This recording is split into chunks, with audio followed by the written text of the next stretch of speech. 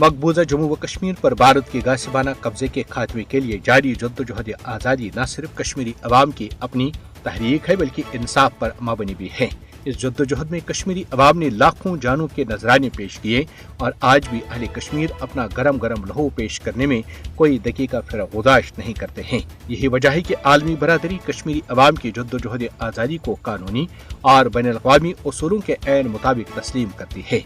मकबूजा जम्मू और कश्मीर के लोग अपने नाकाबिल तनसीख हक खुद इरादत के हुसूल के लिए ब्राह्मण साम्राज्य के खिलाफ बरसर पैकार हैं, जिसकी जमानत अक़वाम मुत्तहिदा ने दी है, जबकि खुद भारतीय हुक्मरानों ने अक़वाम आलम को गवाह ठहरा कर कश्मीरी अवाम के साथ आज़ादाना और गैर जानिबदाराना रायशुमारी का वादा किया है, जिस पर अभी तक अमल दरामद नहीं किया जा सका है।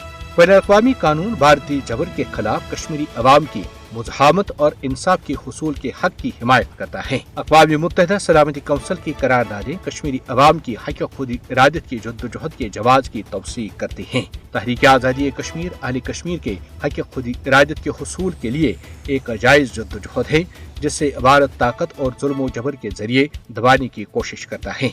कश्मीरी अवाम के जज्बात सरजमीन कश्मीर पर गैर कानूनी भारतीय कब्जे के खिलाफ जारी जद्दोजहद से वाज़ेह होते हैं। अक़वाम मुत्तहिदा की करारदादों पर मुकम्मल अमल दरामद तक कश्मीरी अवाम की जद्दोजहद जारी रहेगी। कश्मीरी अवाम की तहरीक आज़ादी को दहशतगर्दी करार देने की भारत की कोशिशें गुमराह कुन और गैर मुनसिफाना हैं और इस सिलसिले में दुनियावी भारतीय बयानिया को तस्लीम करने के लिए कतई तैयार नहीं है।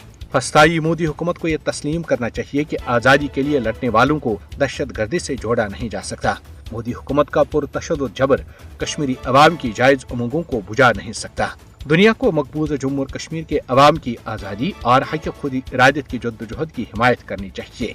कश्मीरी अवाम अक़वाम मुत्तहिदा की निगरानी में आज़ादाना और मुनसिफाना रायशुमारी के लिए अपनी जद्दोजहद जारी रखने में पुरअज़्म हैं, ताकि वो भी अपनी सियासी मुस्तक़बिल का फैसला खुद कर सकें।